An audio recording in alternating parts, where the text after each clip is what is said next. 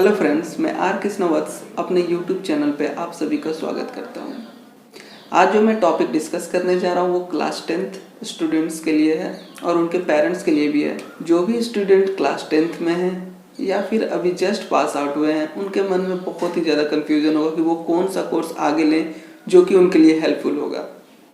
उनके मन में ये भी डर होता है कि वो एक गलत कोर्स ना ले लें। बहुत कुछ ही स्टूडेंट्स ऐसे होते हैं जिन्हें पता होता है कि उनके लिए कौन सा फील्ड अच्छा है, वो उनके लिए कौन सा कोर्स अच्छा है, और बहुत ही ज़्यादा मैक्सिमम स्टूडेंट्स ऐसे होते हैं जिन्हें कुछ पता नहीं होता है कि वो कौन सा फील्ड में जाएं, कौन सा कोर्स लें, उनके लिए कौन सा फील्ड अच्छा होगा, उन्हें पता नहीं होता है। इस समय वो मिस्टेक कर जाते हैं अपने कोर्स को सिलेक्ट करने में। तो बेसिकली वो 3 प्रकार के मिस्टेक करते हैं। पहला मिस्टेक जो होता है वो क्राउड को फॉलो करते हैं। जो भी स्टूडेंट अभी क्लास 10th पास आउट करेंगे, उनके फ्रेंड्स जो होंगे वो मैक्सिमम साइंस की तरफ भागेंगे, तो वो भी सोचेंगे नहीं, वो मैं साइंस मेरे लिए बना है, वो मैं साइंस कर लूँगा, जबकि वो नहीं कर पाएंगे उस फील्ड में। फिर भी वो क्राउड के पीछे भाग कर एक गलत कोर्स को ले लेते हैं। दूसरा जो मिस्टेक करते हैं वो पेरेंट्स के प्रेशर में आके अपने कोर्स को डिसाइड करते हैं। पेरेंट्स चाहते हैं मेरा बेटा इंजीनियर बने, बट आपका इंटरेस्ट बायोलॉजी में होता है और आप डॉक्टर नहीं बन पाते हैं। तीसरा मिस्टेक जो आप करते हैं वो लैक ऑफ नॉलेज के कारण होता है। आपको प्रॉपर नॉलेज नहीं होती कि किस फील्ड में क्या पढ़ना है, उसका सिलेबस क्या होगा, उसमें करियर लाइफ क्या होगी, और वो कोर्स सेलेक्ट करने में मिस्टेक कर जाते हैं। अभी ऐसा समय आ चुका है जब आप किसी भी कोर्स में जाएं, उसमें बहुत ही ज़्यादा स्कोप है। जब भी आप कोर्स को डिसाइड करो तो आपका डिसाइडिंग फैक्टर आपका इंटरेस्ट होना चाहिए। आपको पता होना चाहिए कि आपका इंटरेस्ट किस में है, क्योंकि जब आपका जिस कोर्स में इंटरेस्ट होगा आप उसी कोर्स में मन लगा के पढ़ पाओगे, और अदर कोर्स को आप मन लगा के नहीं पढ़ोगे, जस्ट टाइम पास मान के उसे पढ़ाई करोगे। हमेशा आपका डिसाइडिंग फैक्टर इंटरेस्ट होना चाहिए। चलिए मैं अब आपको स्ट्रीम्स बता देता हूँ कि आप क्लास 10th पास आउट करने के बाद आपको कौन कौन सा स्ट्रीम आगे मिलेगा। सबसे पहला स्ट्रीम आता है 10+2, जिसमें आपको साइंस, कॉमर्स और आर्ट्स पढ़ने को मिलता है। दूसरा स्ट्रीम आता है डिप्लोमा। डिप्लोमा 3 ईयर का भी होता है, 2 ईयर का भी होता है, 1 ईयर का भी होता है, डिपेंडिंग अपॉन आपने कौन सा कोर्स उसमें चुना है। उसके बाद आता है ITI। ITI 2 ईयर का भी होता है, 1 ईयर का भी होता है, डिपेंडिंग अपॉन जो आपने कोर्स सिलेक्ट किया है।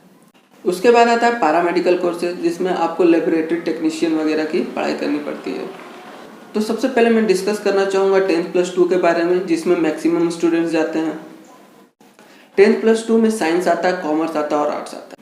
साइंस जब आप लोगे तो उसमें 2 कोर्स आएंगे, फिजिक्स केमिस्ट्री मैथ और फिजिक्स केमिस्ट्री बायोलॉजी। आप फिजिक्स केमिस्ट्री मैथ लोगे तो आप इंजीनियर बनोगे, फिजिक्स केमिस्ट्री बायोलॉजी लोगे तो डॉक्टर बनोगे। अब उसके बाद हम आते हैं कॉमर्स में। जब आप कॉमर्स लोगे तो आपको उसमें 3-4 सब्जेक्ट, जो अकाउंटेंसी, फाइनेंस, बिजनेस स्टडी, ये सब सब्जेक्ट्स आपको पढ़ने को मिलता है। जब आप कैरियर देखोगे कॉमर्स फील्ड में तो आपको बैंकिंग सेक्टर हो गया, इंश्योरेंस सेक्टर हो गया, आपका चार्टर्ड अकाउंटेंट हो गया, ये काफ़ी अच्छे स्कोप हैं। और भी बहुत से स्कोप है जिसमें आप ग्रो कर सकते हो। अब जो 10+2 में अगला कोर्स है वो आर्ट्स आता है। जब आप आर्ट्स लोगे तो उसमें political studies, historical studies, humanity पढ़ने को मिलता है। आप आर्ट्स लेकर के भी एक बहुत अच्छा करियर बना सकते हो। जिन स्टूडेंट्स का इंटरेस्ट ह्यूमैनिटीज़ वर्क में, ह्यूमन से रिलेटेड वर्ल्ड, मतलब आपके अराउंड जो भी वर्ल्ड है, मतलब आपके इन्वायरमेंट से रिलेटेड, आपके अराउंड जो कुछ भी हो रहा है, उस फील्ड में आपका इंटरेस्ट है तो आप आर्ट्स को ले सकते हो। आप आर्ट्स जब लोगे तो उसमें एक बहुत ही अच्छा करियर ऑप्शन है, आप बहुत बड़े लीडर बन सकते हो। आर्ट्स लेकर के IAS IPS के एग्जाम्स को क्रैक कर सकते हो, जर्नलिज्म कर सकते हो, बहुत सा स्कोप है आर्ट्स में भी। तो अब अगला जो स्ट्रीम था मैं उसके बारे में बात करना चाहूँगा, वो है डिप्लोमा। डिप्लोमा मैंने जैसे बताया आपको कि 3 साल, 2 साल और 1 साल, डिपेंडिंग अपॉन द कोर्स आपने जो भी सिलेक्ट किया उस पर डिपेंड करता है। डिप्लोमा में आपको इंजीनियरिंग रिलेटेड स्टडीज़ करनी पड़ती है, जैसे इलेक्ट्रिकल, मैकेनिकल, सिविल। जब आप डिप्लोमा कर लोगे तो बहुत से गवर्नमेंट और प्राइवेट सेक्टर हैं जो रिक्रूटमेंट निकालते हैं, और आप उनके रिक्रूटमेंट एग्जाम को क्रैक करके आप बहुत ही अच्छा करियर बना सकते हो, आप बहुत ही अच्छा नौकरी कर सकते हो। उसके बाद अगला स्ट्रीम आता है ITI। ITI जब आप करोगे तो उसमें आपको इलेक्ट्रिशियन, फिटर, मैकेनिक वगैरह की कोर्स पढ़ाई करनी पड़ती है। ITI 2 साल या 1 साल का होता है, depending upon the course you have selected. जब आप ITI कर लोगे उसके बाद प्राइवेट या गवर्नमेंट इंडस्ट्रीज में काम कर सकते हो, वो अपना रिक्रूटमेंट निकालते हैं, उस रिक्रूटमेंट एग्जाम को आप क्रैक करके आसानी से जॉब ले सकते हो। अगला कोर्स जो अगला स्ट्रीम था वो पैरामेडिकल कोर्सेज था। उसमें मेनली आपको DMLT टाइप की कोर्स देखने को मिलती है, diploma in medical laboratory training, जो कि एक अच्छा करियर ऑप्शन हो सकता है। जब आप डिप्लोमा या ITI कॉलेज में एडमिशन लेना चाहते हो उसके लिए कॉलेज और गवर्नमेंट एंट्रेंस एग्जाम निकालती है। आप उस डिप्लोमा एंट्रेंस एग्जाम को निकाल के अच्छे कॉलेजेस में एडमिशन ले सकते हैं। प्राइवेट और गवर्नमेंट दोनों कॉलेजेस में बहुत ही ज़्यादा डिफरेंस होती है। गवर्नमेंट कॉलेजेस में उतनी अटेंडेंस की टेंशन नहीं होती है, प्राइवेट कॉलेज में 75% कंपलसरी होता है, आपको 75% अटेंडेंस रखना ही होगा।